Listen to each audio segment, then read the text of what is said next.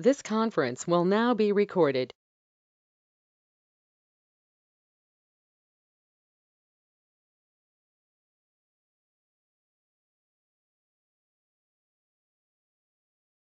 Air Force. And then I took 10 years off to be a missile launch officer, and then I came back into this one. Nobody would let me launch a missile when I got to be a civilian. Man, I wanted to be able to launch a missile, but they wouldn't let me. So anyway, I come back into public health, and that's what I love to do. So that's why I'm still here at an old age. So anyway, I hope that we learn a few things today. I'm going to go through this pretty fast because I've got 60 slides or so. And I'll try to, I may even skip some because a lot of the stuff I have on the slides are self-explanatory. But I do want you to go ahead and ask questions if you have one.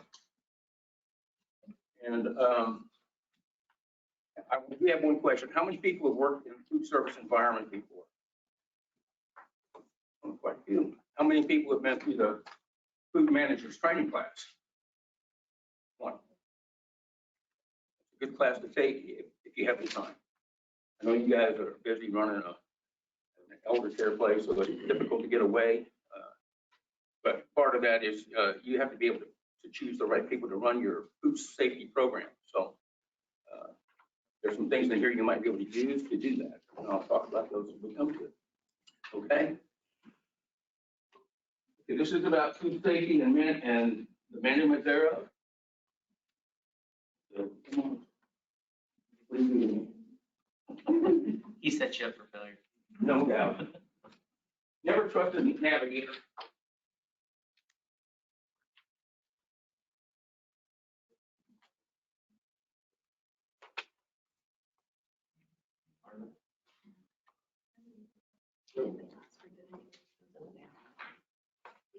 Okay, these are the things we're going to go over today.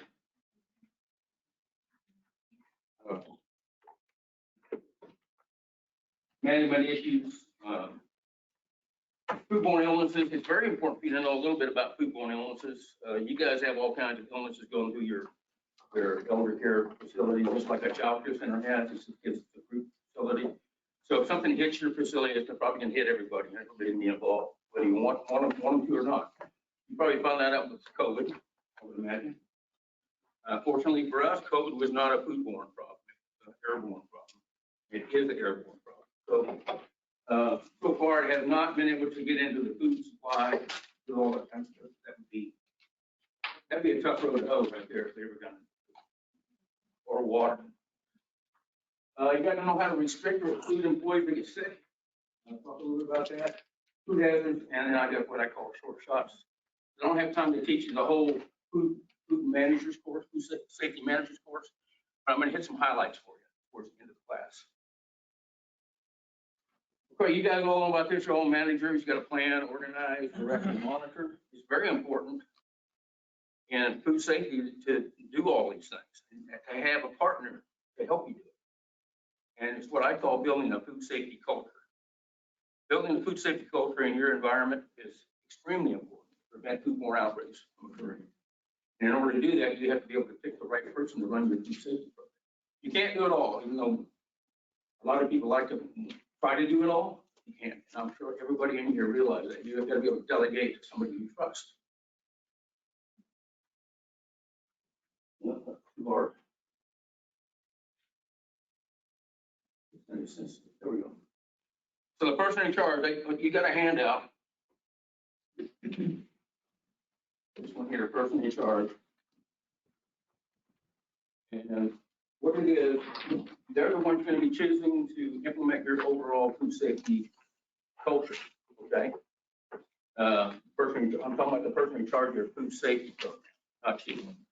But you're involved too because you're the overall boss. And what you can do is use these questions in maybe your interview. You don't have that.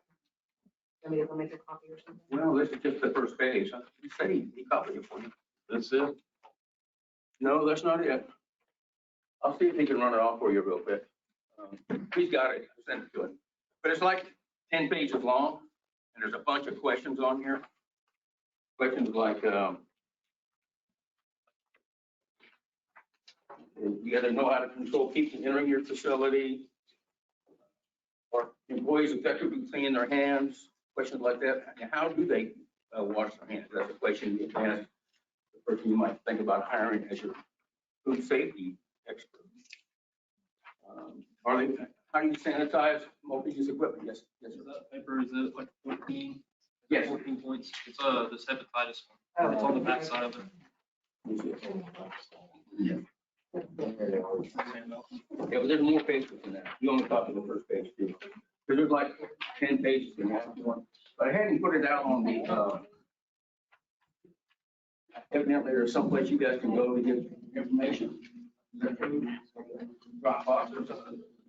I mean, I actually put it out there, so if you can't get to that, I'll have to put it out. It would come in handy whenever you're asking questions during an interview, determine whether or not your person you're interviewing knows anything at all about food safety. Hard to learn it on the run. Hey, man,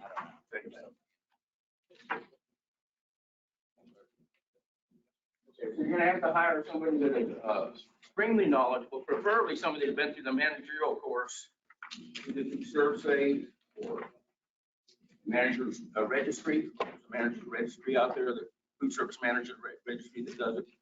And you do this online. Sometimes we can go through ORA, the Oklahoma Restaurant Association. They have a very good course.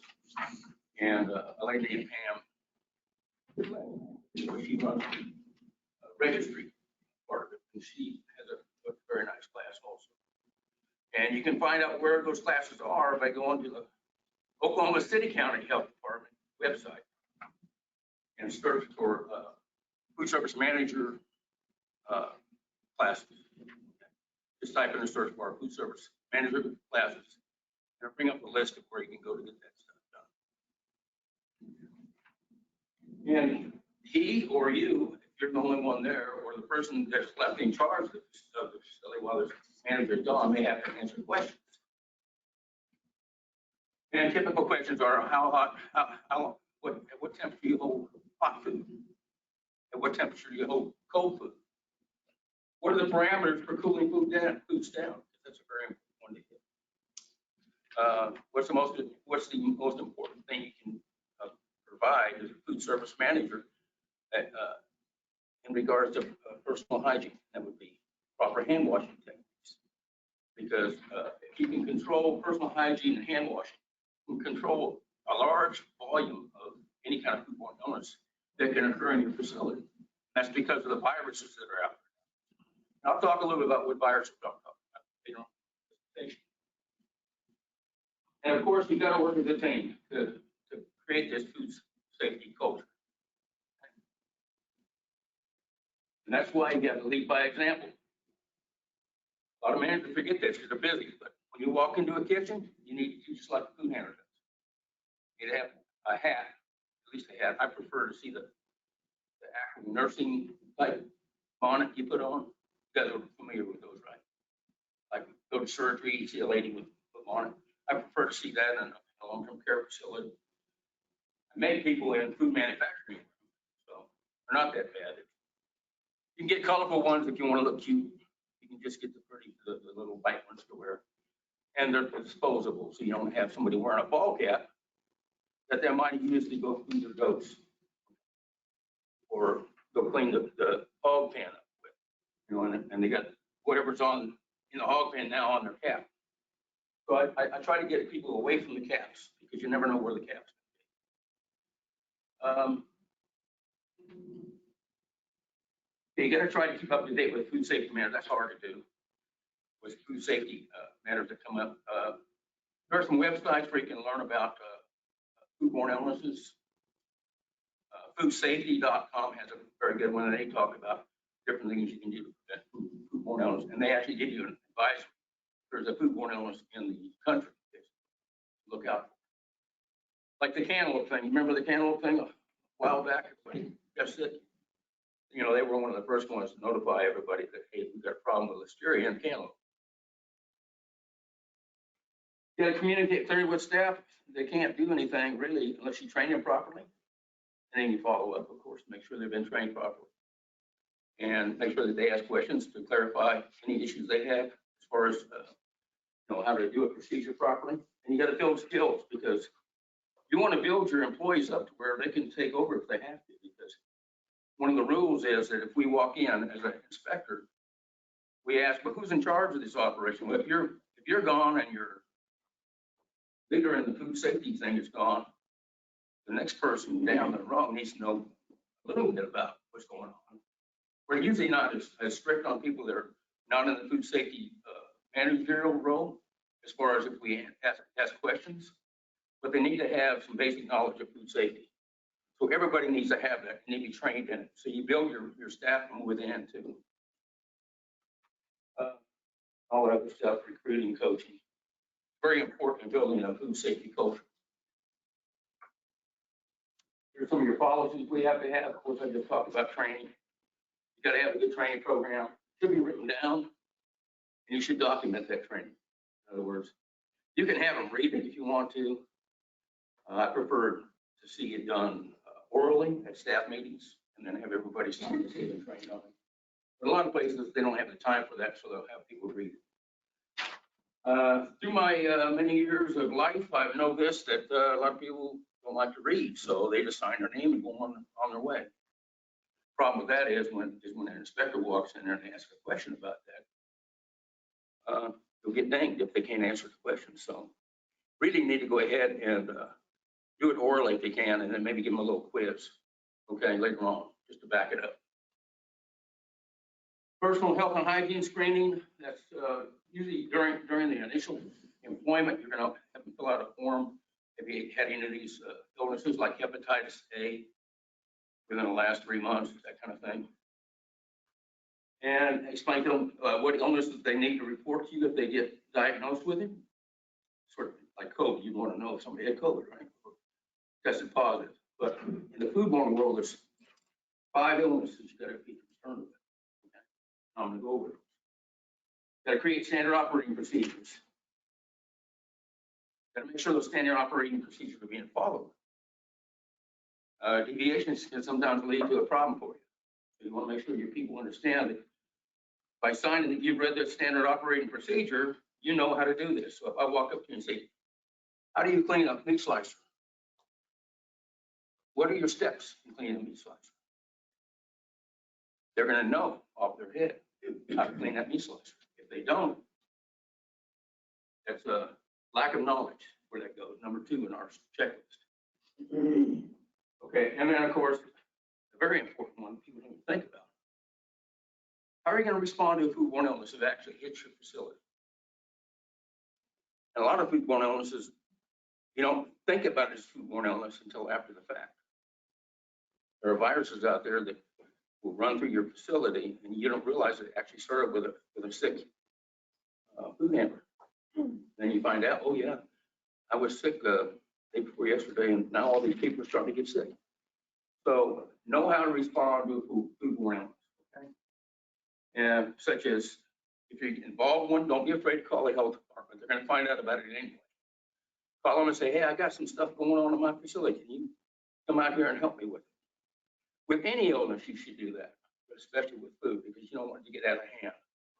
If you have a ill food handler working in there for a week, man, you're going to have a serious problem. These are some of the other policies you have to have. I'm not going to go through all of them. The temperature control, a lot of people have a log that they do every day. They'll run through the line, or they'll have their manager run through the line and document holding temperatures, hot holding, cold holding. Cooling temperatures are very important. A lot of people don't do that, but it's kind of an important part of food safety is cooling down your product quickly. Integrated pest management, if you have a person on contract, don't be afraid to talk to that guy. Say, hey, I'm having a problem with mice over in this area here. Having a problem with cockroaches over here. No problem. He needs to know where they're at anyway in order to treat the facility properly. And then a lot of people just let them go in and do their thing. The pest manager, follow him. Have somebody follow him and see that he's doing his job. And always ask for a thing to be sprayed for insects. Always ask for a receipt showing what chemicals were used. Customer complaints are important. You get a complaint, you got to react to it. If necessary, make changes. That's just part of the whole thing. Yeah, handling inspections and inspectors. Worst thing you can do to an inspector. Say, man, you came at the wrong time. I can't go with you. You better find somebody to go with him because, or her, because they'll do it. But when they do that, everything they see is going to be on that report. Whereas if you go with them, or somebody goes with them and you correct it, a lot of times an inspector will say, okay, you corrected, no problem, I'm not going to write that violation. And there are some inspectors that will write it anyway, but they put what's called CDI, corrected during inspection, which is a lot better than just a violation that hasn't been corrected. Okay. So first thing you should do when you get an inspector in there, of course, the manager, as manager, should already know the inspector's there. Now, you guys are inspected by a team, right? And on that team, they usually have a food safety specialist. I did that for a little bit. Most of you probably don't remember this, but during the integrity task force, everybody hear that before?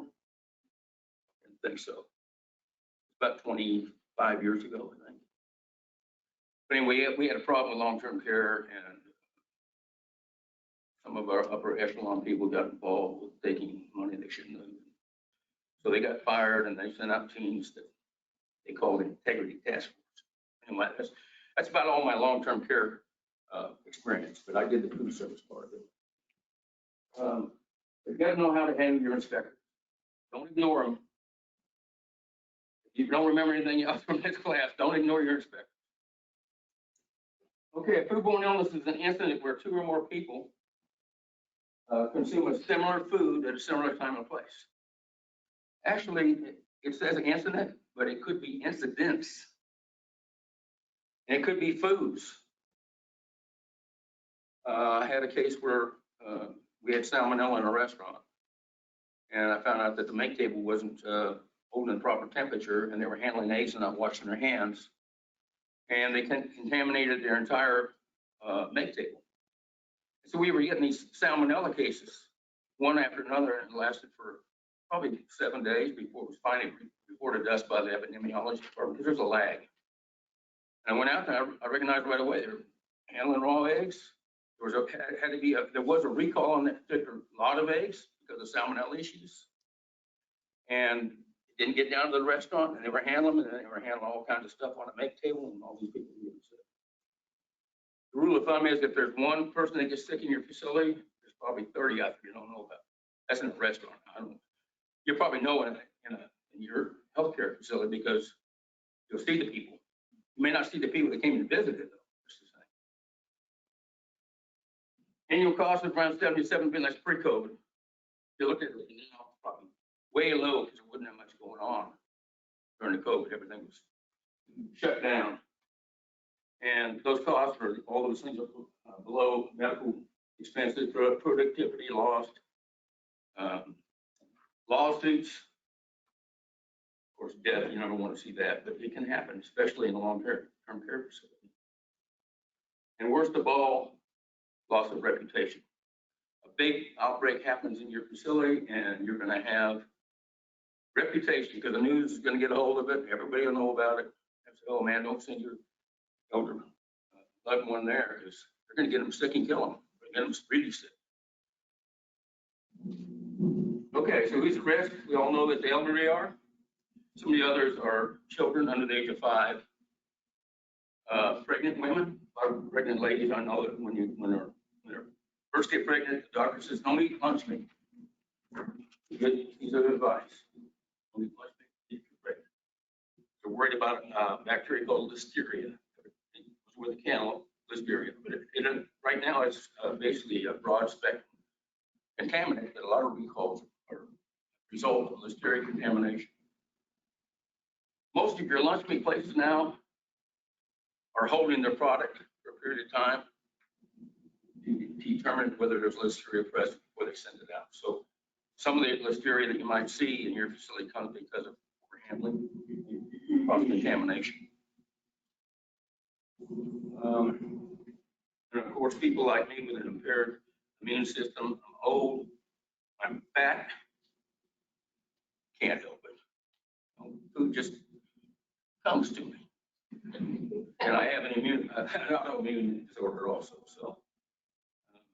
Yeah, impaired immune system, you're gonna have that with the elderly in most cases. Okay, another reason for the elderly, you guys probably don't know all this, the food moves very slowly through the alimentary canal. From the time you eat it, you defecate, it goes very slowly. Your immune response is slow. As an old person, everything is slow. I mean, it really slows down. I'm slow just walking. I'm slow getting out of bed. Don't have any problem going to bed, but getting up is another story. Liver and kidney functions, of course, they decline, especially if you've abused your liver as much as I have in my lifetime. And all these other things. Broad spectrum antibiotics. Now, you guys probably use a lot of those in your facilities. But when you do that, you're killing off a lot of good bacteria. Okay. And C. diff, you've heard of C. diff? That's the result of using antibiotics. Kills off all the good flora in your gastrointestinal system. So it causes a problem for you. And low stomach acid production, of course. People that eat a lot of those antacid things, even normal, not old people, if you eat a lot of those, a lot of times you can get sick because you lower the acid in your stomach that prevents illness. I spent a couple of tours in Turkey, and you know what they used to eat every day whenever they had a meal? They always followed it up with yogurt, because yogurt contains a lot of beneficial bacteria and it prevents the growth of pathogens. Pathogens are disease-causing bacteria. So that's one thing you got to think about with when you're using the things that are going to prevent stomach acid, Rolaids, things like that. 5 major contributors of foodborne illness. I usually ask the managers this question. If they get 1 or 2, I usually say it's okay. If they can't answer any of it, then it's a lack of knowledge. Improper personal hygiene, improper temperatures. Inadequate cooking, that's where you cook a hamburger at 140 rather than 155. USDA says 160, so 155 is what the FDA come up with. I don't know why they're discrepancies there. Cross-contamination and food from unsafe sources. Where would that come from? So all your suppliers are supposed to be approved, correct? All supposed to be licensed. You should verify that, or have your food manager verify their license. How about homemade food? Things like, well, I make the best pickles. I'll bring some of those pickles in. And they are great, but it's not from an approved source. And there can be mistakes made with pickles, believe it or not. Salsas. A lot of people like their own homemade salsa. Bring it in. Jams even. Can't bring it in. So unsafe sources is talking about homemade food, basically. And food from an unlicensed facility. Cross-contamination, I want to go back here a little bit. Cross-contamination, talking about from like a meat slicer to your food that you're cutting. You've got bacteria left over, you didn't clean the meat slicer properly. There's another term you need to remember involving allergens, and it's called cross-contact. And I'm going to discuss allergens later on in my presentation, but cross-contact, totally different than cross-contamination. People think about it the same, but it's not. You can do as little as basically just touch meat against somebody's other, like bread. And if a person that has had, we have a lady that got bit by a Lone Star tick, and she can't eat red meats. Every once in a while, she'll go through a drive-through, and they'll say, "Hey," she'll say, "I just want a egg and cheese biscuit." Well, the people behind there will just take the sausage off the biscuit and sell it to her, and she doesn't realize. Once she takes a bite, she realizes it, but then it's too late. She ends up she goes into anaphylactic shock when that happens. She ends up going to the hospital with respiratory problems and serious respiratory problems. So cross contact is becoming more and more prevalent in our society. Why, I don't know. I know when I was a kid, there were very few allergens. I mean, I didn't worry about allergens growing up. Now everybody worries about allergens. Can't even eat peanuts on a plane because when you breathe it, they can pick it up in the air. Okay, so something for you to think about as a control program and an SOP. Make sure you know who is allergic to what in your facility. Okay, and these symptoms here. Okay, let me go back to that other one real quick. Got to remember these and make sure your food safety manager remembers them. This, the 5 keys to preventing foodborne illnesses are right there. You can control those 5 things. The first one is personal hygiene. Viruses cause about 65% of all foodborne illnesses, and they all from personal hygiene. Here's the symptoms you have to worry about for excluding or restricting employees. Of course, vomiting, diarrhea, sore throat, fever. Jaundice is a key. If somebody comes down with jaundice, your skin's turning yellow or your eyes are yellow. Do we know what that's a sign of? Liver problems? What? Hepatitis, A, B, or C. What you have to worry about is that A, because B and C is not passed through food. Okay. And open wounds or lesions.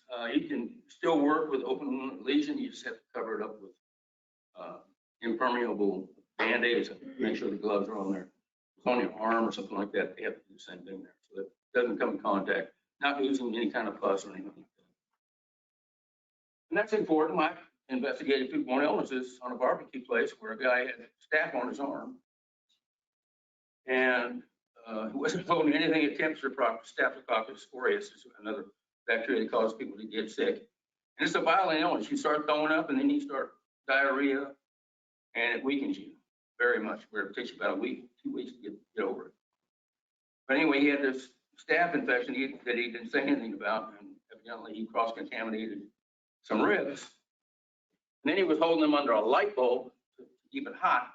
So they're staying like 70, and he could take them in and out of the refrigerator. It was holding at 55 or 60. Well, in about 3 or 4 days, folks came in on a Saturday to get some ribs, and they all became violently ill within about 4 hours. Okay.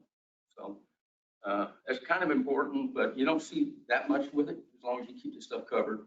And if you're aware of the person, if they have staph, you got to take these kind of precautions, okay?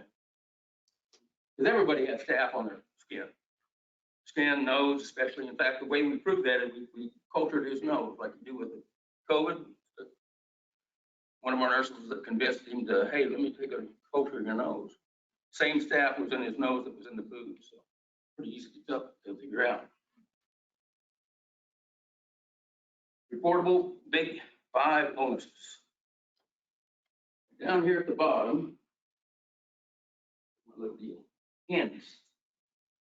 Hepatitis A, E. coli, and other stigotoxin producing bacteria. Norovirus, right there. Shigella, Salmonella. Okay. And that can be any Salmonella species. It used to be Salmonella typhi, which is typhoid fever. But now they've included all the Salmonella deals. You got to report it to the health authority if one of your employees comes in. And you must exclude your employee. So that's why you notify the health authority, because they're going to tell you how long they have to stay away. They're going to tell you how many stool samples they're going to have it to get cleared, and that sort of thing. Everybody's heard of E. coli 157, right? Associated with, anybody know? Monkeys. If you ground up the meat, it might. Ground meat. Hey, I wouldn't doubt that they have 0157. Monkeys are probably not that clean, but anyway, it first was found in Jack in the Box in the early 1990s. The undercooked hamburgers and 0157 caused a lot of problems up in the Washington and Oregon area and killed like 4 or 5 kids. So yeah, it's a pretty important illness if they get diagnosed with 0157 or any other chigotoxin producing E. coli, which there are lots of them. Are those all of your employees or just your kitchen and dietary employees? It's supposed to be just your kitchen. As long as they're not handling food, I wouldn't worry about it too much. What if they're passing trays? I mean, I'm just saying, because Passing sometimes trays. the aides will pass trays. Well, You know, as long as they're gloved up and they wash their hands, they'll probably be okay. You gotta make sure they wash their hands, glove up, and that kind of thing. They get 0157, it usually occurs within 4 to 7 days after they consume them, something that happens, has that bacteria. They're gonna be sick for a little while before they come back. And in most cases, the epidemiology department will not let them go back until after they have a couple clear stool samples, so. But yeah, want to make sure everybody washes their hands and gloves up. And I'll talk more about all these as we go along through the presentation. Here's some other ones. Campylobacter associated with chicken, mainly. Can lead to Guillain-Barré syndrome, which is a nervous disorder. So if you get that, you'll be sick with that too. We had a nurse that got that. I don't know how she got it. And she was pretty sick for a couple weeks. Listeria, of course. Problem with listeria is it has a long incubation period. People don't realize that. You can eat a sandwich today and you won't know you're sick from listeria for 2 weeks. 15 days is the normal incubation. Clostridium perfringens is usually caused from improper cooling. Don't get it down within the parameters I'm going to discuss a little later. Fast enough. Produces a toxin in your food, and the toxin can't be destroyed with cooking. Then there's Clostridium botulinum. Everybody knows about botulism, correct? Bacillus cereus, associated with rice, primarily is one of them. But it can also be with cooked meat, stews, and things of that nature. And Staph aureus, like I said, everybody's got Staph aureus on their skin. Nose, mouth, and open wounds, puffy wounds. Got to know when to restrict and when to exclude. Well, how do you know when to do that? Well, best thing to do, like I said, is contact the epidemiology department and ask them. But if you want to learn on your own, you can go to this chapter here, chapter 3, 257. If you're in a high-risk clientele, now, this is an old one. It's no longer in print. You replaced it. You can go online, and it's pretty thick. But there's a chapter 3 on it. We'll tell you where to, how to exclude and all that. It's kind of difficult to read if you're not a health professional. So that's why I always say contact epidemiology. Say, I got this person with salmonella. What do I do? Just leave the drug.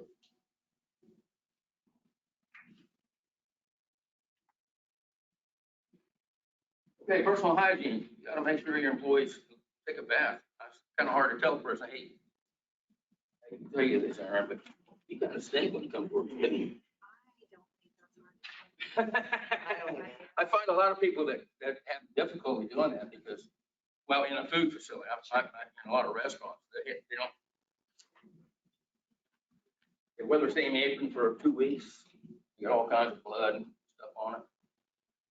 So, yeah, it's not an easy thing to tell somebody that they're stinky. I mean, I've had to tell people that it's not easy, but you got to do it. It can cause problems for you. Aprons, closed-toe shoes. The health department really doesn't care about that, but your safety officer will care about it. Drop on your toe, you're going to have a claim put against your facility. These are just recommendations on the shoe. On your hair, like I said, I prefer the bonnet, but if you can't get them to wear a bonnet, at least have them put their hair back in a ponytail. I think that the long-term hair people will probably want you to wear a bonnet. Wear a hairnet. You can get those Invisinets, you can't even see them on your head. I got one on right now. See my hair? Jewelry and perfume. The reason perfume is up there is they can carry allergies. Cases. And jewelry. What kind of jewelry can you wear as a food person, food handler? You wear a wedding ring with a big rock on it. 2 reasons: you get food trapped in the rock. The rock might fall off and cause somebody to crack their tooth. So you got an issue with that, right? Plain wedding bands, all you're allowed to wear.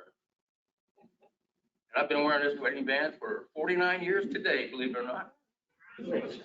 Well, yeah, a lot of people can't say they've been married to the same woman for 49 years. I can. So, And you got to smoke. If people smoke, you got to go to a designated area. When they come back, they need to wash their hands and put their gloves back. Okay, hands clean at all times. This picture down here is supposed to be capturing basically the false nails.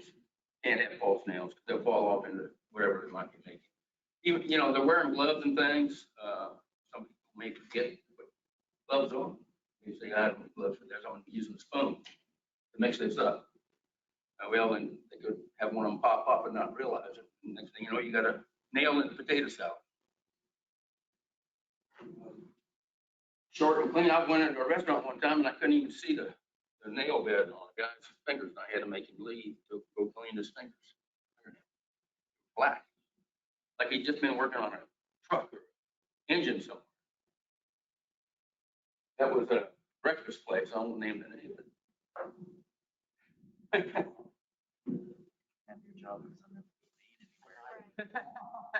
Well, you learn where to eat and where not to. Right, we need to do this. I can't say it. I know. That's a joke. I know. Okay, so here's where a lot of people, whoops, I messed up.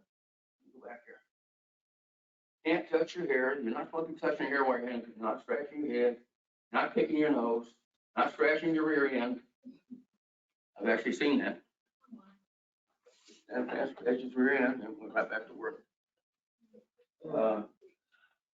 So whenever you do that, you're cross-contaminating whatever you're doing, especially if you're handling a sandwich or food that's not going to be heat processed or something like that. So make sure people know not to do that kind of stuff. Don't pick your nose and wipe it on your apron and keep on working. Sometimes I get a little graphic and I apologize for that, but it gets my point across, you know, because I've seen quite a bit in my years. And most of the stuff I'm telling you about is stuff I've seen. The clean short hair tied back is the way to go. And all the ways you need to wash your hands. Of course, the first thing they should do when they walk into the food facility, into the food facility itself, get to the hand wash thing, wash your hands. First thing. So as a manager, the manager needs to make sure that they're doing that when they walk in. They get the time clock or however you do it. Make sure they walk over to the hand wash sink and they wash their hands before they ever get started. Because they're touching all kinds of things on the way in.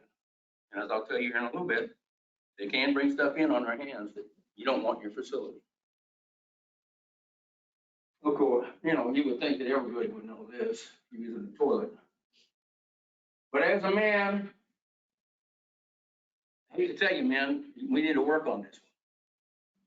I've been in the restroom before and they'll urinate or they even in some cases defecate and not even walk out. I mean, not even go near the hand wash. So it's something they need to know. You got to wash your hands before you leave. When they go to the restroom, they should come right back to the hand wash sink again. It's called a double wash and wash them again. That's hard to monitor, but you need to make sure that they know to do that because when they walk out, they may handle the door handle when they walk out or touch something else that's dirty. There's a quick stop around this area or in every area of the state right now that always has the paper towels dispensed for you. Have you seen that? I don't like that because there's a virus out there that if somebody has it and they happen to breathe on that or be close to it, you're going to pick up that virus on your hands. And it doesn't take very much virus for you to get sick. And I've told them about it, but I'm no longer in the retail business.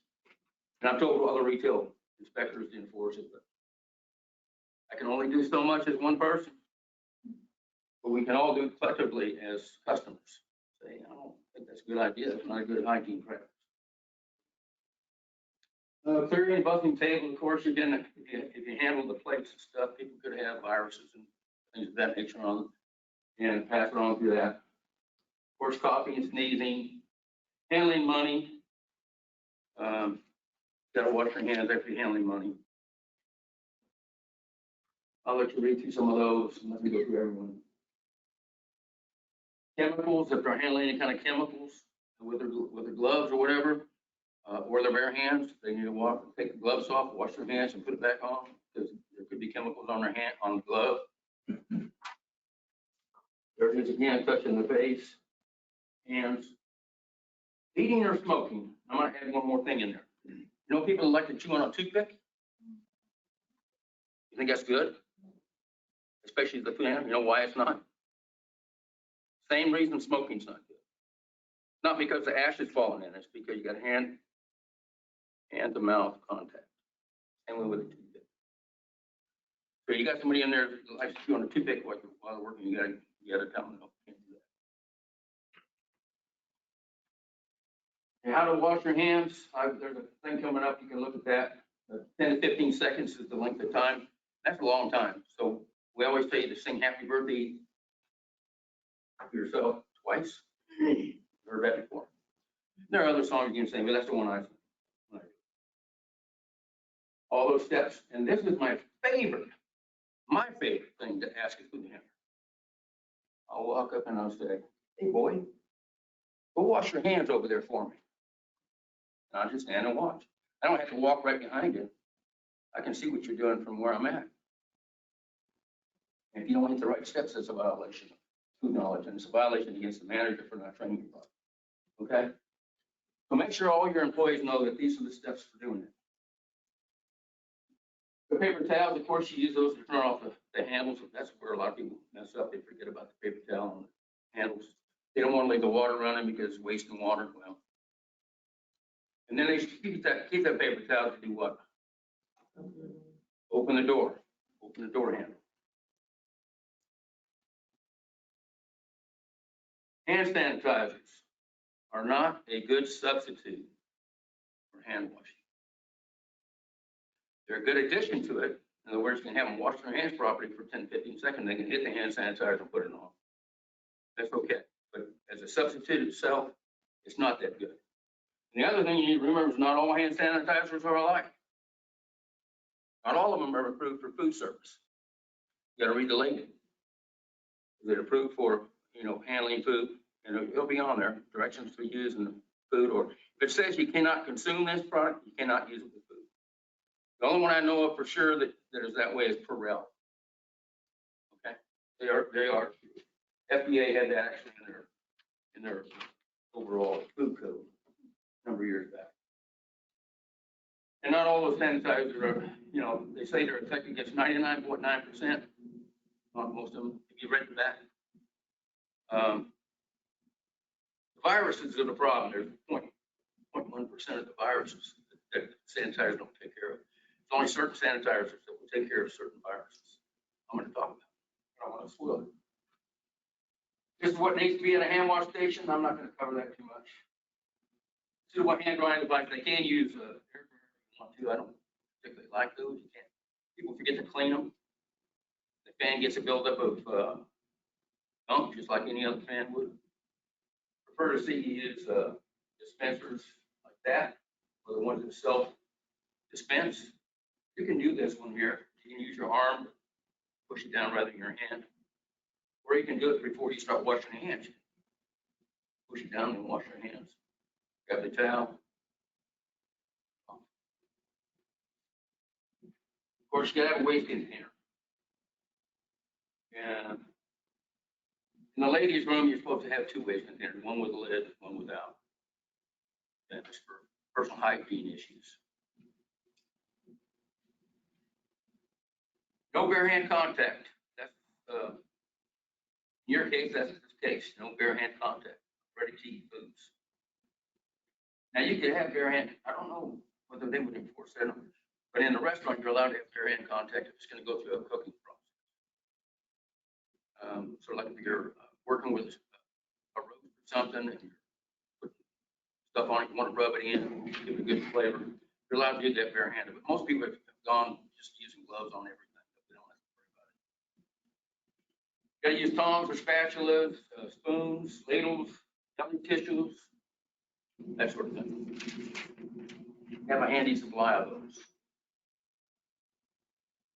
Purchase single-use food grade gloves. There's some black gloves out there, and I haven't really checked. I don't see, in my manufacturing thing, I don't let them wear a a black glove that you can't see with it's dirty. Same way I don't allow people to have black toilets. You can't see if it's dirty or not. Same way on the choppers, and I don't allow them to have brown diaper changing pads or black diaper changing pads. You can't see the dirt, you can't see the feces. So the single-use food grade glove, if you're ordering through a supplier, it's probably going to be that. They know it has to meet a certain code of federal regulations. I'm not going to. There is actually a code of federal regulations that requires them to meet certain requirements. Have a variety of sizes, so you don't have people wearing too big a glove. Can't get it on.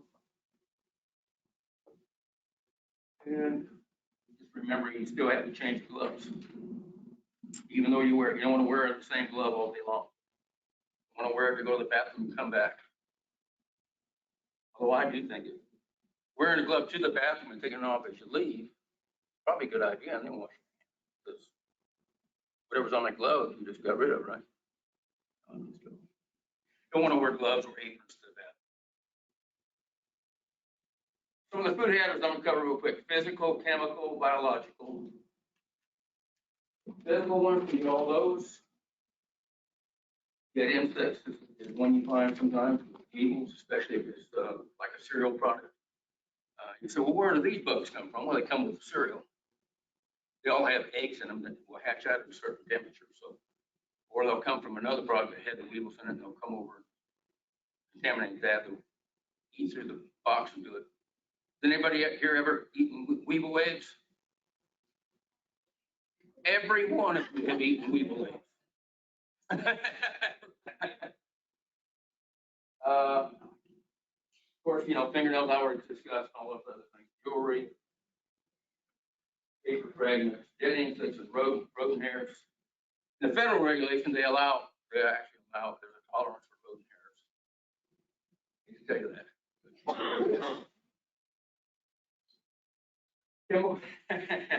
It's a small amount. You don't even taste it. No, you don't know. Okay, chemical contamination, all those things. Where you might run into trouble is if you have a lubricant you're using on your meat slicer, make sure it's food grade. They actually make food grade lubricants. Of course, your sanitation agents, if it's chlorine, you want to make sure that it dries.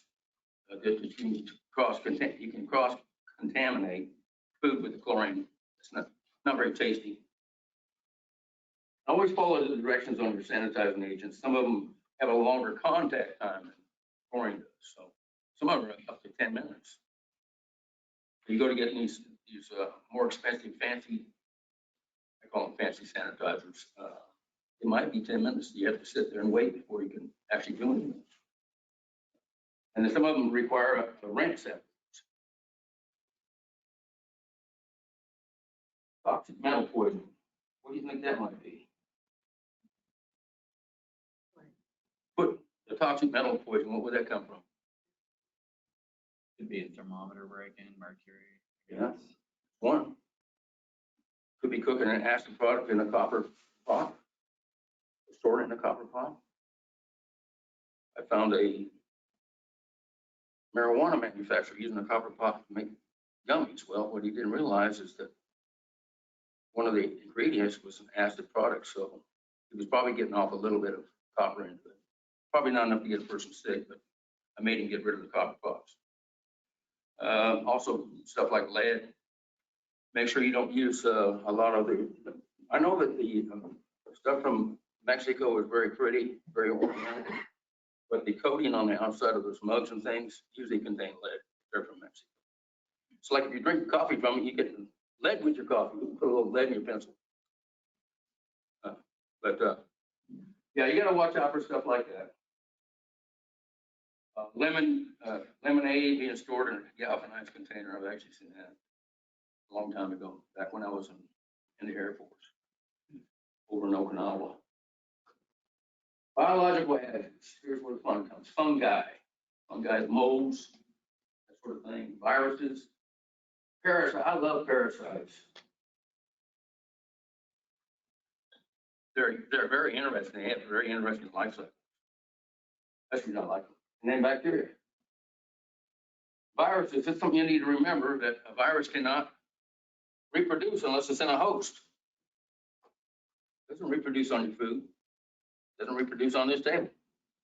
Got to have a host, living, breathing individual for it to replicate and survive.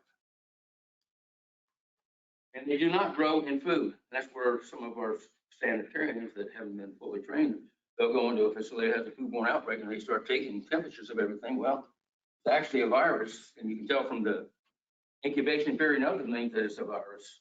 It makes you look kind of dumb when you send that report to CDC. So just remember that viruses do not grow in food or on any surfaces. And this is the most important part, host. Gotta have one of those. Viral symptoms, a lot of them are the same. You see with hepatitis A, general fatigue, T-colored urine is just like is one of your main ways to diagnose hepatitis A. If you start peeing T-colored urine, you might want to go get your liver checked and get checked for hepatitis. Norovirus. Now, this is the one I was talking about, very easy to transmit. But all those things you can see here on both sides. Abdominal cramps, you're going to have that a lot. And there's norovirus that are going to come on to you very quickly. Hepatitis A, not so fast. I mean, it could have a long incubation, up to 45 days. Hepatitis A, 6 weeks. That's your, you could harbor it. In other words, not show any symptoms for 6 weeks, and then you come down with it. Best way to prevent it, immunize your staff. Or if during the initial, when they first come in and you look at their health history, if they put down hepatitis A, they're good. They're not going to get it again. Okay. Don't be afraid to hire them, is what I'm trying to tell you. And always promote good personal hygiene, hand washing. That's true in all these cases. Norovirus. This is the one that gets most people. And there's 6 or 7 other viruses in the same category: rotavirus, astrovirus, 4 or 5 more. I can't remember all of them top of my little head, but 65% of the illness in the United States come from viruses, and norovirus is the key one.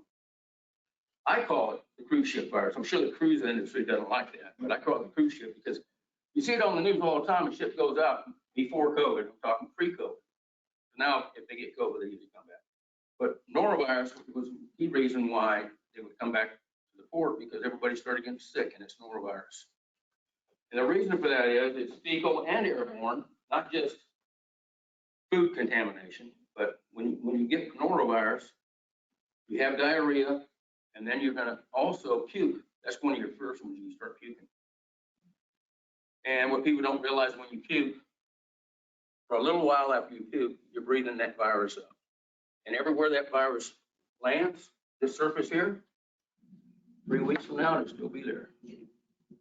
It's a very minute amount. I'm talking about 1 to 100 organisms to get a person sick. So that's quite a few more. Well, not really. When you can put 10,000 bacteria on the end of a pin, and you can probably put 200,000 of the virus on it.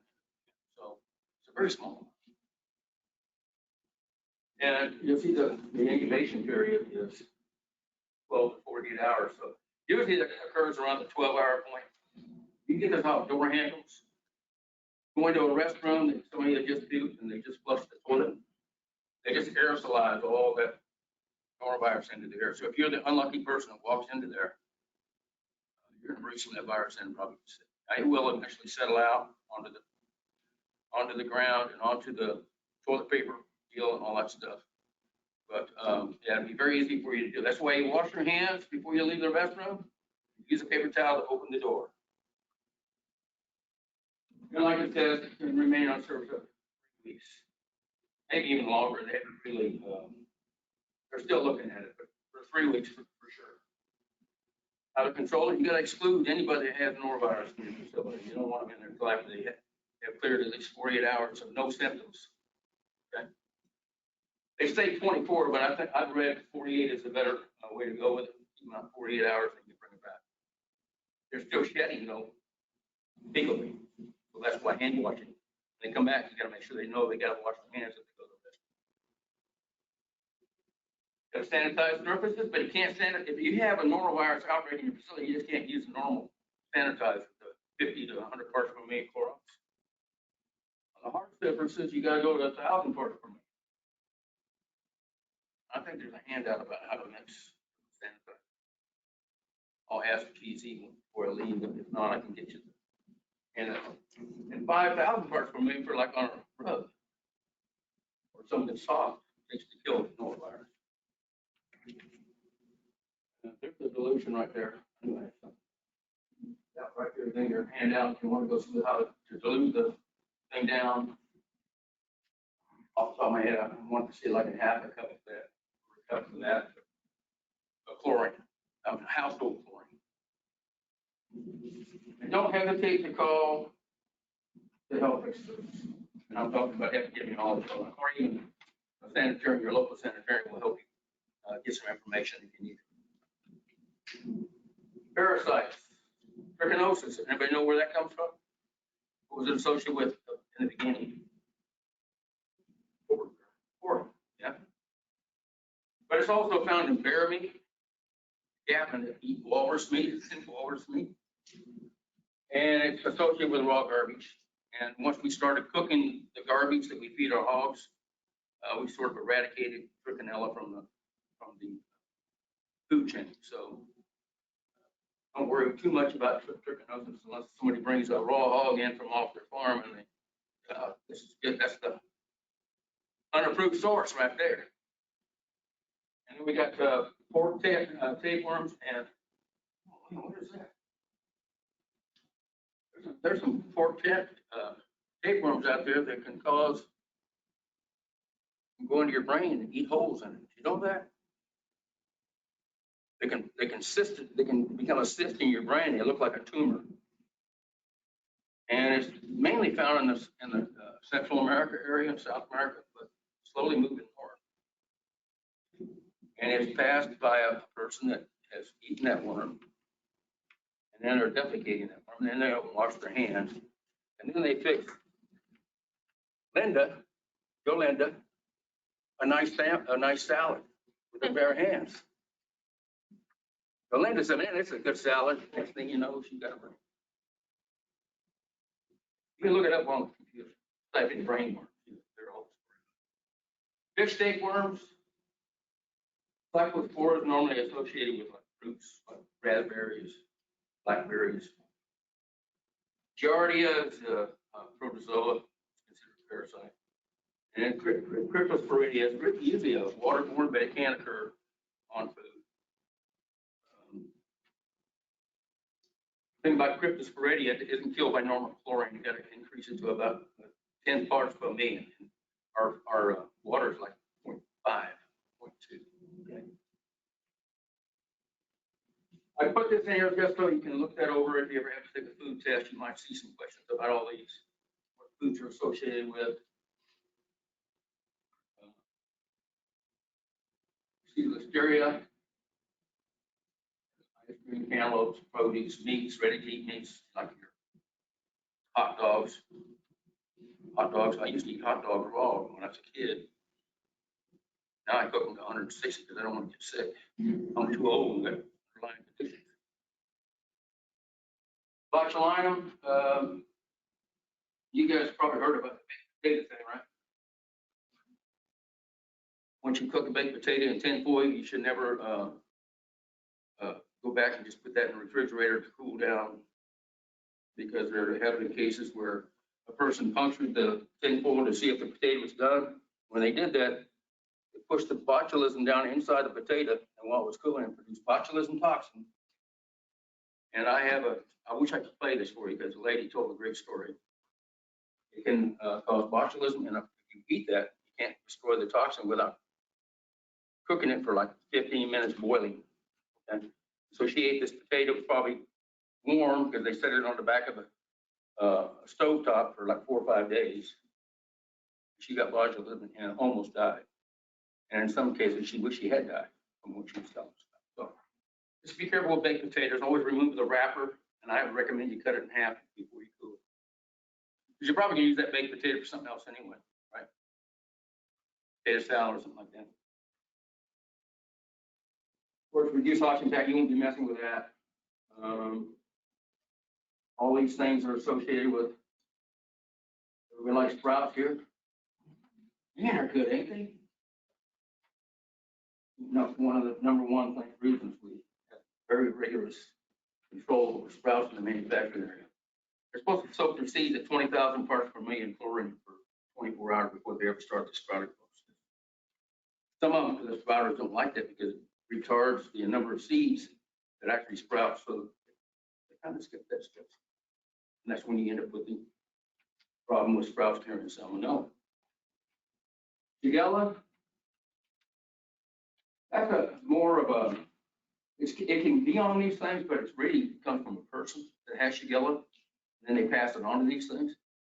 I worked at a foodborne outbreak while I was in pyramid cell turkey, and what happened there was everybody that ate a salad got Shigella. It wasn't from a food animal, because often the local market, they sprayed down their lettuce before they brought it in, make it look nice, or perk it back up and stuff. But it was sewage water they sprayed down with. Okay. So stuff like that happens. Yeah. That's, If you go to Turkey, don't eat the salad. yeah, I've been there twice. I ate it anyway. I always ate that yogurt like it's going out. Drink it. You can drink it over there. So I'm chugging on that. Raw and undercooked meats, that's E. coli. Cheeses can carry E. coli if they're not properly processed.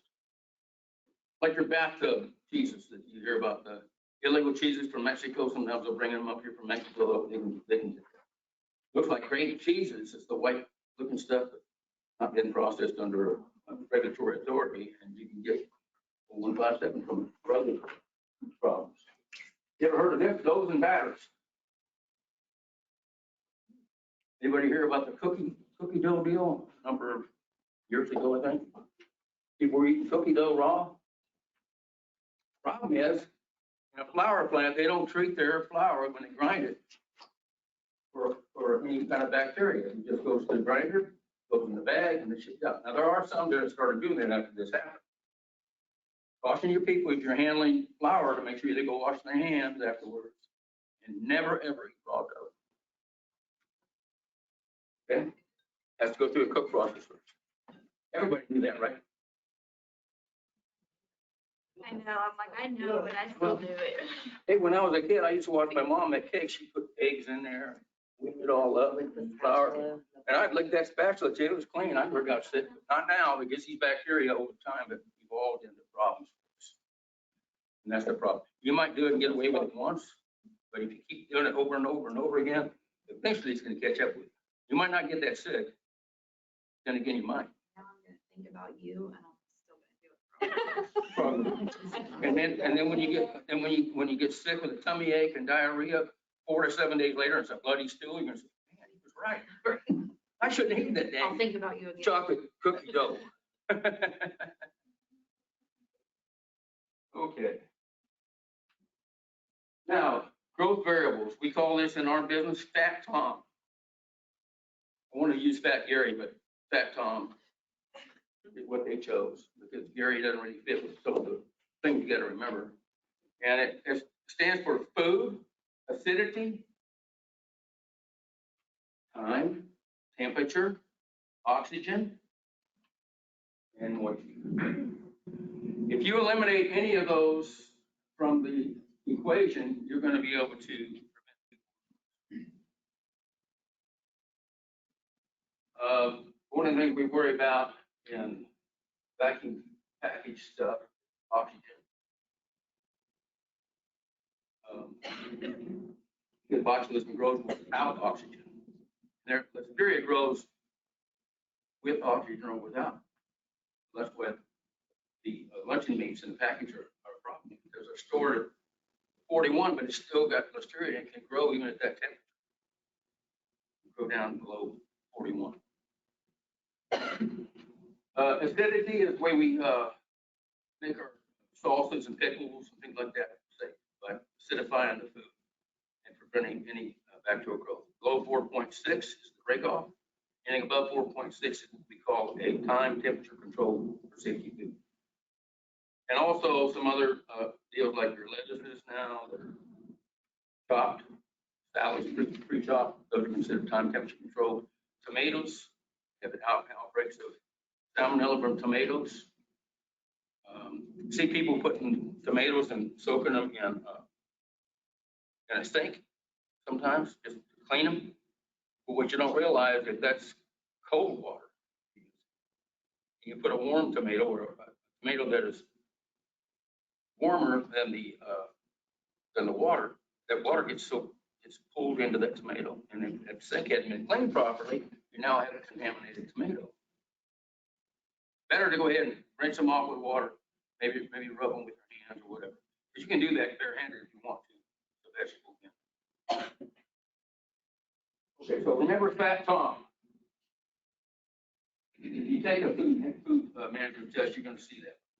Like you go cross contact, cross contamination. Some of those foods that I listed for you, want to look at that chart if you ever go take a food management course. Just see it again. Second T stands for temperature. And there's a danger zone. The danger zone is 41 to 135. One of your handouts is a self-inspection checklist. It has an old temperature on it, 140, but 135 is the new temperature. And I didn't catch it until after the fact. So if you want to pen and ink that when you see it, you can. And the disease-causing bacteria really rapidly grow between 70 and 135. And in addition to that, there's one called the super danger zone, between 70 and 120.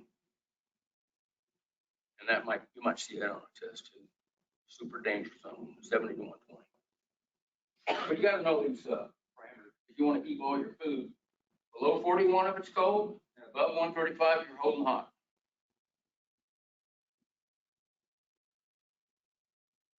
Major food allergens. You got to know these. Another question I love to ask. Just name some food allergens for me. If you're a food safety person, or a food person can't answer them, then, I don't. If they can't name all 8, that's fine. They need to know this meat, milk, seafood, crustaceans, fish, tree nuts. The tree nuts are like almonds, not peanuts. Those are legumes. Those are different. Let me tell you this. You remember salmonella is also associated was associated with peanut butter, right? It's not really ever associated with peanut butter. What happened in that situation is they weren't handling the jars correctly. They were filling. They had it up in a storage area that got really contaminated with salmonella from rats and whatever else. Contaminated the jars, and then they filled it with peanut butter, and that's how that occurred. And then you got wheat, soybeans, eggs. You got to know those. And again, cross contact, not cross contamination. So, and you should have separate boards. Now, if you cut an allergen or you're working with an allergen on a cutting board, make sure you wash, rinse, and sanitize properly before you use it for any other food. Otherwise, you're going to have possible cross contact. These are all the symptoms. Like I said, loss of consciousness and difficulty breathing, all as a result of anaphylactic shock. Like I told you, one of our inspectors, a manufacturer inspector, she has difficulty with that. There's a fish toxin that you can get that will cause the same symptoms as an allergen because it produces histamine on the raw fish. Histamine can't be produced, can't be reduced by cooking. Stays there even after cooking. You eat the fish and you get histamine poisoning. You get a bright face, swelled up lips. You look beautiful afterwards. Okay, quick shots. You guys ready for a break? Okay. We can start through this. I guess, when's the break supposed to be? Have it on your list? Yeah. Oh, we'll probably get through all of this by then. You want to? You want to, or you want to take a quick break? Doesn't matter. We'll go through it. Want to finish it, right? Okay. Time temperature control for safety, you probably need to know what that is. Remember, it's mainly ready-to-eat foods that you have a concern with on that. Anything you cook and then you cool down becomes a ready-to-eat food because it's been cooked. Here's some of your thermometers. You gotta have, this is an oven thermometer. Back it up.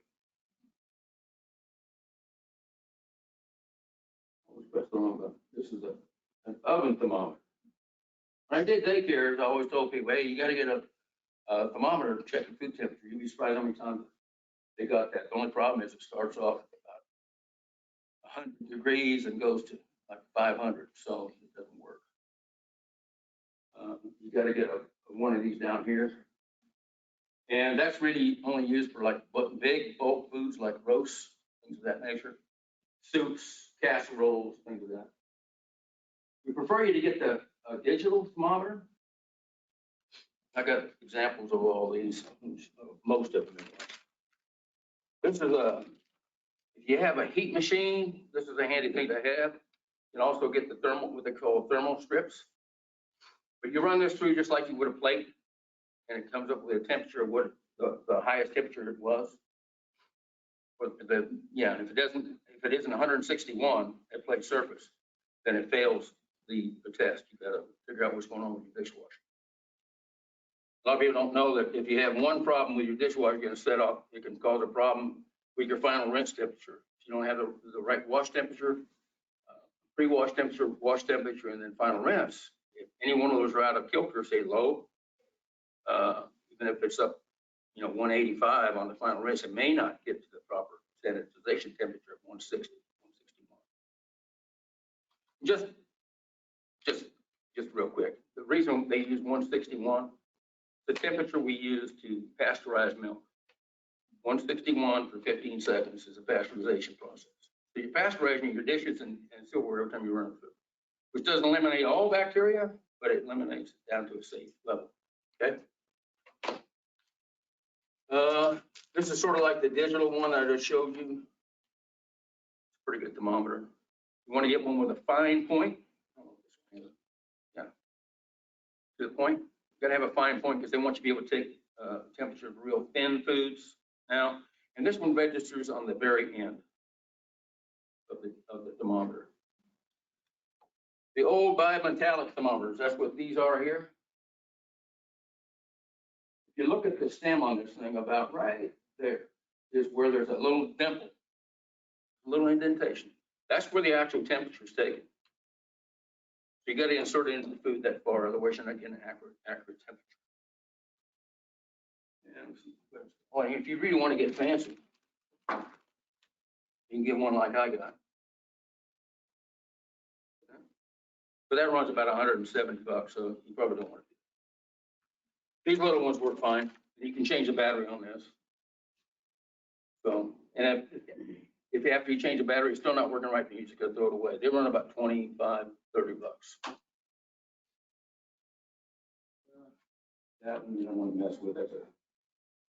That's another fancy one like I got. The thermometers are very important. You got to be able to monitor your food temperature. These, everybody's seen those? A lot of people like them. They're not really good because if you read the regulation, it says you want an internal temperature. What does this take a temperature of? Just the surface.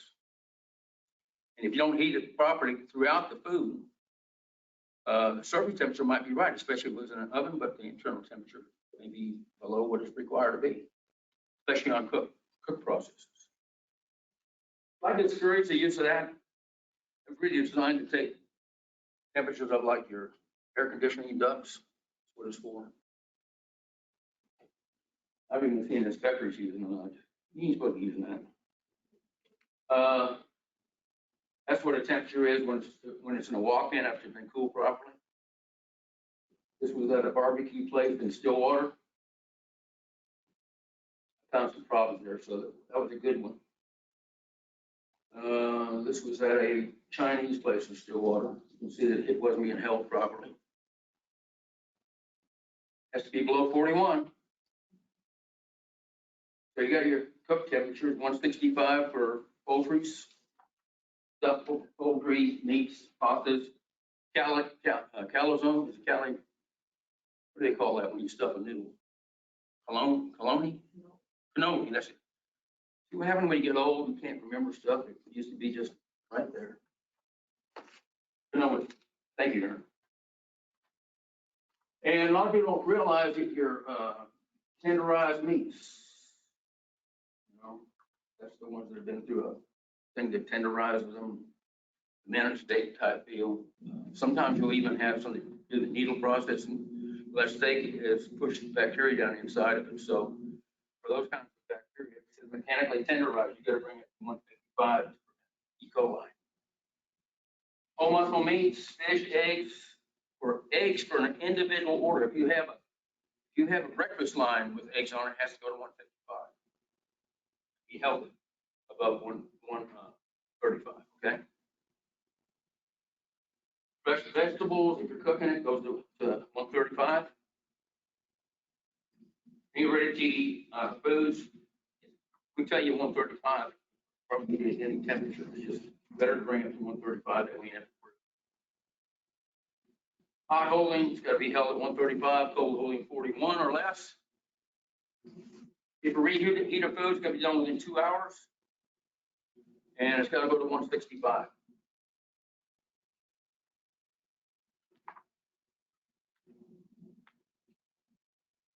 Cooling, this is an important one. This is where a lot of people mess up. 135 to 70 is your first parameter. There's two parameters. 135 to 70, and then 70 to 41, or less than 41 for the next 4 hours. So it gives you 6 hours total. But the first parameter is important to monitor, because if you make a mistake and it doesn't get down to 70 like it's supposed to, you can reheat that and reuse it. Go ahead and start the cooling process over again. If for some reason you fail the second 4 hours, there's no saving it. It's got to go in the trash. Okay. So I always tell people to put a time when you put it in to walk in, or when you put it down to cool. You can actually cool on a tabletop for an hour or so. But I would mark it so that the food server, the person that's inspecting, you know you're cooling, what time you're cooling. And the other thing that people miss, 135 it says. Well, if you take a pot of beans off of the oven, and even if you separate out to other pans, it's going to take a while for that to get 135, right? If it's been boiling. So you don't start your cooling process when you first take it off of the stove. You wait until it gets to 135 or so. What they don't tell you is you have to go a little bit of leeway. Remember the 120. So as long as you're cooling, and you're working within a 2-hour window, you can actually determine how fast it's cooling by setting it on the deal and taking a temperature of that thing, and then coming back 10 minutes later. You figure out how much time is, how much temperature has elapsed, and you divide it by 10 and determine how many degrees it's dropping per minute. Got that? But anyway, it's a very important thing, because the cooling issues are really bad. If you don't get it back to 165, you're probably going to have somebody get clostridium preventions. For a normal person like Freddie over here, he can have a problem with it. He'll have a little gas the next day, and not too much problem. For older folks, it's actually killed people. Remember those parameters: 2 hours, from 135 to 70. I would mark that cooling time, and then when you move it to the walk-in, sometime in between these times, you don't have to wait till it's down to 70 to move it. Probably down to about 90, you can move it into the walk-in. Remember, it's for ready to eat food, so it goes above anything you got to cook. I always recommend, if you got a walk-in with a blower, big blower, you guys have those, or you have just refrigerators? Pretty much just fridges. Still want to put it on the highest level. If you put it down below, it's going to heat anything up in the refrigerator. Up top, it may raise the temperature over the overall refrigerator above 135 when you put it in. You shouldn't, but you shouldn't raise the temperature of the food that much. So you want to make sure it's above all the other And I don't have anybody cover it until it reaches 41. I know everybody says, oh, we got to cover that. It's on the top level, there's nothing to fall in. Okay. Okay. Cooling. Oh, these ice wands. These are handy. Ever seen those? Called ice wands. You can buy them, they run about anywhere from 40 to 80 bucks. But they're very handy, especially if you do big pots of soup, anything liquid. Even in beans, if you have a big pot of beans, you just got to be able to stir with it. And one of the things you can do with that is you can take this container. I wouldn't use a plastic container. I would use stainless steel. It conducts the coolness and transfer of heat much better. You put that over a 3-compartment sink. Fill it. Put the bottom of the deal with about 4 inches of ice, and then fill up around this thing with ice to the level of the food. Then take a little salt. Everybody make ice cream. Salt drops the temperature of the ice, correct? Put a little salt on there. Then drop one of these dudes in there and stir with it about every 4 or 5 minutes. You can drop the temperature of that from 135 down below 70 probably within 30 minutes. You might even get it down closer to 41 within about 45 minutes. Okay? So I highly encourage the use of these. The only thing I've seen wrong with them is I've gone to facilities and people will take them and store them on the floor to walk in or whatever, and that's pretty nice to do. So the way I train people is I tell people to take that ice wand, and you only have to fill it once. That's a hard thing for people to understand. Because people will take, oops, let me go back. People will take this thing, and it's got a lid on it, and they'll fill it up, and they'll freeze it, and then they'll empty it out for some reason. You don't have to do it. You can run the whole thing right through your dishwasher, just like it is. So now I tell people if they have one to use that magic glue they have. Just glue that dude closed. Because once you fill it, you don't have to refill it again. These are NSF approved. They're made in a way that they will get properly cleaned, running through the dishwasher. And there's a certain level you want to fill it to. Make sure they don't go above that line, because if you do, when it freezes and it starts to thaw, it's going to bust the thing you just lost 80 bucks. Don't fill these with ice cubes. True story, I've seen it. I asked the guy, why aren't you using these ice wands? Because he was always doing stews and all this. He says they're a pain in the rear end, man. You got to fill every time with the ice cubes and stuff. He didn't read the directions. Okay. So anyway, that's what I would recommend these if you're doing any kind of stuff like that, especially if you're working ahead, maybe 24 hours and you want to have soups the next day that you can heat up to 165. I would highly recommend these. They're not that expensive. Okay, our regs say 4 inches. Most of your people agree that 2-inch pans are better for cooling stuff. And you don't want to use the cooling paddles or the ice bath for solid foods like chicken, cut chicken or roast. They don't work. They will not work. But with a roast, you'll cut it in quarters, because you're probably going to cut it anyway, or at least cut it in half. And then you need to put it in a shallow pan to cool. Once it gets down to 130, 135, you put it into the walk-in and drop it to 70 and then down to 41. I do prisons now. That's about the food service I do. I do the prison cafeterias, and I just found a place that was doing chicken wings by putting it on ice. It ain't gonna work. It's not gonna work. You're not gonna get it down to 70 in 2 hours. So I have to get a little training on that. Identify the coldest part of your walk-in. That's when I talked about the blower. If you ever have a big walk-in, you walk in, you hold your hands up, and that cold air is coming out of there. And a lot of people don't realize it. A lot of people will put their food that are trying to cool underneath the actual condenser unit. Well, I've talked to a lot of refrigeration. Anybody a refrigeration guy in here? Basically, that's where all your hot air goes, because it's going back to the condenser. So it comes around and circles and back up. So that's the worst place you can store your potentially or time temperature control safety foods. You want it out where the air is blowing and circulating.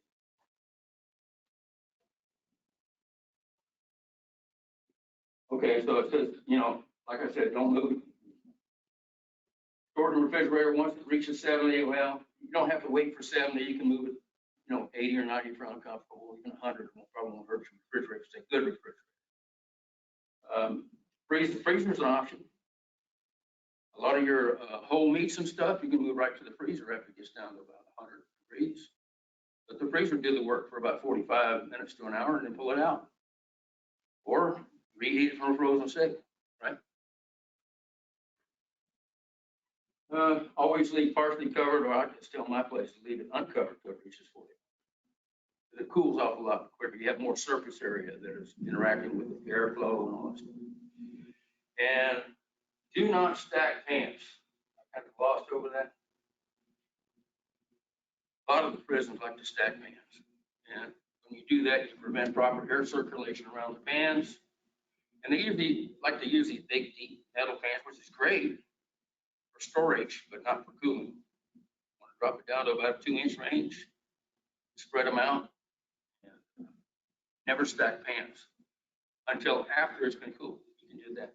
And you say, well, how can you tell if it's been stacked? How can you tell if I put it in at the wrong temperature? Because I can tell by looking at cellophane. Okay, well, you put this in too hot. It was too hot when you put it in because it's got condensation on your cellophane. It's got condensation on it. You lift up the lid and condensation rolls off. That tells me you put it in there hot. Okay. Thawing. 4 methods of thawing. Or if you can, and I know there's emergencies, you got to thaw something quick, like a turkey, chicken, fish. Or you're having fish attack, and oh man, I didn't pull enough fish, so you got to thaw out frozen fish. That's when you use this method here, submerge in running water that's running off of the fish. So you put it in a bucket, fill it up, and just keep the water running at less than 70 degrees. That's fine. What you don't want to do is put raw chicken, raw fish in a bucket or a sink and not have running water circulating. Because then if one piece of chicken or one piece of fish is contaminated, you contaminate it all. That makes sense. Cooking process is an excellent way. A lot of people don't realize you can cook hamburger meat. You're going to use a chili from frozen streams. So it takes a little longer, but it's the best way to do it. And microwave method. As long as it's part of the cooking process. If you're just thawing it out enough to get started, that's fine. But I wouldn't do it to thaw the whole thing out like I do at home. Avoid cross-contamination. So you see here a raw chicken above a salad. You don't want to do stuff like that. Heredity always goes above raw foods, and there's an actual priority of raw foods in a refrigerator. You can bring that hand up, but basically you want your poultry on the bottom, okay? And it goes by the temperature, the final cook temperature. Remember those temperatures, 165, 155, 145? So from the bottom up, it's 165, 145, or 155, and then 140, 135. It's the very top. That's heredity foods. So Oklahoma City County Health Department has those handouts. If you want one, you probably ask one of them. Maybe on their website. I haven't looked. I may have some. I've got my card. If you want to send me an email, I'll try to get it for you. So it is handy to put up on your refrigerator to remind your employees, this is the way you store your meats. I don't want you storing hamburger meat below your chicken. Now here comes the question, where do you store your eggs, raw eggs? Should be 155, but most people store it where? I don't ever write that up, because if it's on a 165 thing, then hopefully they'll take it to 165. But it's 155 is where it should be.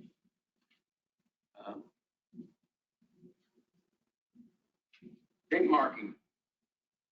7 days from the date of preparation. A lot more to it than that. I'm not going to go into it.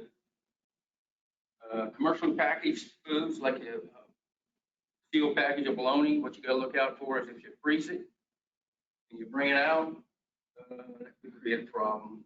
And you make sure that you annotate that it was frozen, and you have 6 days from the date it was frozen. Use it.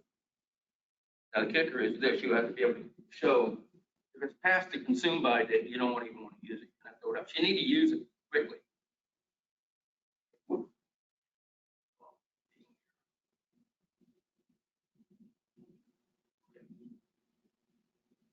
So if you're a consume by or use by date, you can't exceed that date on an open thing of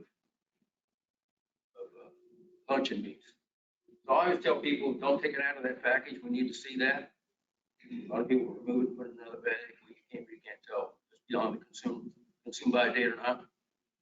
I usually write that as a violation because I want to know what the consume by date was on that bread cheese food. I don't know how your inspectors handle it. They may not even pay attention to it. But in your situation, I would be careful about that because that's where the listeria thing comes into play. It's still growing at 41.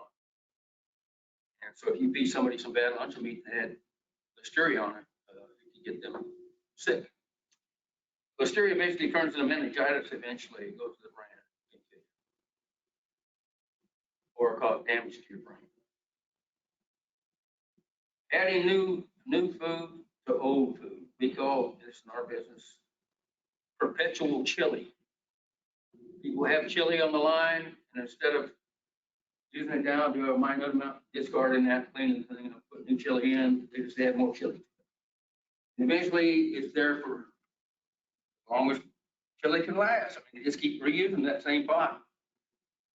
Happened with the cheese out in California. There was a cheese thing that the person ended up with botulism because they were adding new to old cheese. The cheese at the right temperature because it wasn't too hot. You don't want it too hot because then it's going to burn.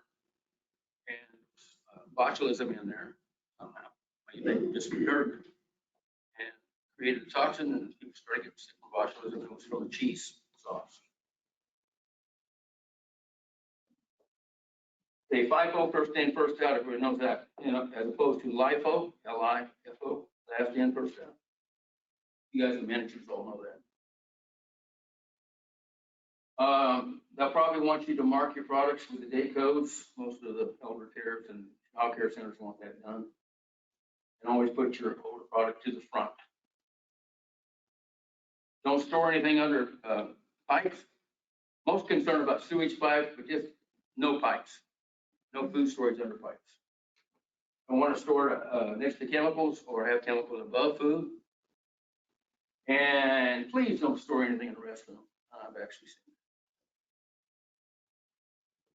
it. And don't store it with personal items. I mean, if you got your personal items in there, we're allowed to pick it up and look at it. What's going on with it? You don't want us messing with your purse or whatever, your phone. No personal items around. Canned goods, you want to worry about bowls. This is a Bowls one here. This is Bowls way out, and I know you wouldn't use that. Some of them are just very slightly Bowls. You got to look at it. They're usually concave. If it looks like it's raised a little bit, you don't want to use that because there's something going on inside that can. Could be botulism, it probably isn't, but it could be. And of course, severely damaged ones, especially on the rim or along the seam. And you got to have labels on it. Okay. Penetrating rust, pinhole rust things can actually cause bacteria to be able to gain access to the food and cause a problem for you.